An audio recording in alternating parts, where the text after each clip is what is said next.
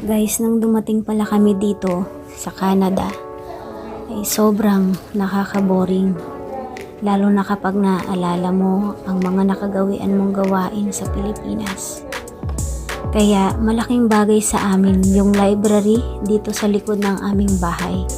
Kasi may mga program sila na binibigay lang ng libre. Halimbawa, yung knitting. Pwede kang pumunta sa kanila tapos makikisali ka dun sa mga nagmi-knit. May libreng mga gamit at ang maganda ay tinuturuan ka pa ng ibang mga members doon para mag-knit.